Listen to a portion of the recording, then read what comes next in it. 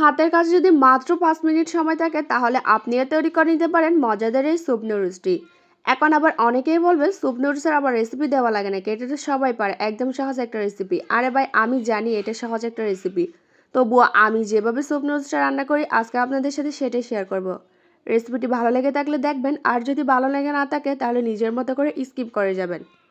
তো এর জন্য প্রথমে আমি নিয়ে নিলাম 2 টুকরো চিকেন। এখন যেটা করব, আমি চিকেনটাকে ভালো মতো করে সিদ্ধ করে নিব। চিকেনটা সিদ্ধ হয়ে এলে চিকেনটাকে আমি ছোটো ছোটো টুকরো করে কেটে এক সাইডে রেখে দিব। একটা চুলার মধ্যে আমি একটা প্যান বসিয়ে দিয়ে দিচ্ছি 2 টেবিল চামচের মতো রান্নার তেল, হাফ চামচ আদা কুচি, হাফ চামচ দিয়ে দিলাম রসুন কুচি। আদা রসুন কুচিটা একটু ভেজে নিয়ে এখানে দিয়ে দিচ্ছি ওই যে চিকেনটা সিদ্ধ করে রেখেছিলাম না ওইটা। সেই সাথে দিয়ে দিলাম 1 চা চামচ সয়া সস, হাফ চামচের মতো গোলমরিচের গুঁড়া, হাফ চামচ মরিচের গুঁড়া, হাফ চামচ লবণ দিয়ে একটু ভেজে নিলাম চিকেনগুলোকে। চিকেনগুলো একটু ভাজা ভাজা হয়ে আসলে এখন এর মধ্যে দিয়ে দিচ্ছি আমি 1 প্যাকেট নুডলস। এখানে যে কোনো ধরনের নুডলস ইউজ করতে পারবেন। আর দিয়ে দিচ্ছি 1 টেবিল চামচের মতো পেঁয়াজ কুচি, 1 টেবিল চামচ দিয়ে দিলাম গাজর কুচি। এখন নেড়ে ছেড়ে এগুলোকে 3 থেকে 4 মিনিটের মতো একটু কষিয়ে নিব। দেন এখানে পানি অ্যাড করে দিব। আমি এখানে মোট 3 কাপের মতো পানি ইউজ করেছি। এখন মাঝারি আঁচে এটাকে জাল করে নিব।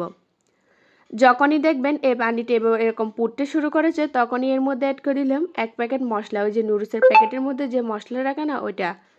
সেই সাথে দিয়ে দিলাম কয়েক ফালি কাঁচামরিচ। আবারও নেড়েচেড়ে সব কিছুকে মিশিয়ে নিলাম।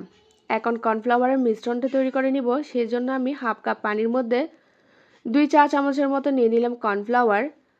দেন নেড়েচেড়ে একটু মিশিয়ে নিলাম। এই কর্নফ্লাওয়ার মিশ্রণটা এখন স্যুপের মধ্যে দিয়ে দিব। সবগুলো কিন্তু একসাথে দিতে যাবেন না, অল্প অল্প দিয়ে এভাবে নেড়ে নেড়ে এটাকে মিশিয়ে নেবেন। এই কর্নফ্লাওয়ারটা দেওয়ার ফলে কিন্তু এই স্যুপটা অনেকটাই ঘন হয়ে যাবে, তাই খুব বেশি জাল করা যাবে না। আপনারা স্যুপটা কী পরিমাণ ঘন রাখতে চান সেই পরিমাণে কিন্তু এটাকে ঘন রাখবেন। আমি কিন্তু এর বেশি ঘন করব না, কারণ ঠান্ডা হওয়ার পরে কিন্তু এটা আর একটু ঘন হয়ে যাবে। সব শেষে এখানে একটু লেবুর খোসা গ্রেট করে দিলাম আর দিয়ে দিলাম পরিমাণ মতো ধনিয়া পাতা কুচি। আমাদের গরম গরম স্যুপ নুডলস কিন্তু এখন একদমই রেডি। এখন শুধু গরম গরম পরিবেশন করার পালা। শীতের সকালে কিংবা বিকালে এরকম এক বাটি গরম গরম ডুয়োটা নুডলস থাকলে আর কি লাগে বলুন তো। আমার তো এক বাটিতে মনে পড়ে না, ইচ্ছে করে কয়েক বাটি নিমিষে খেয়ে ফেলি।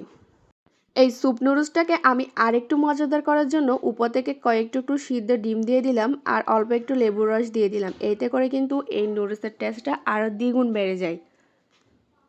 খুব স্বাস্থ্যকর একটি খাবার, বাচ্চা থেকে বড়রা সবাই কিন্তু এটা খুব মজা করেই খাবে।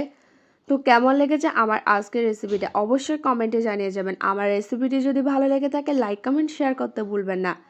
এইরকম নতুন আর সহজ রেসিপি পেতে আমার সাথেই থাকবেন। সবাই অনেক বেশি ভালো থাকবেন, সুস্থ থাকবেন। আজকের মতো এখানে বিদায় নিলাম। আল্লাহ হাফেজ।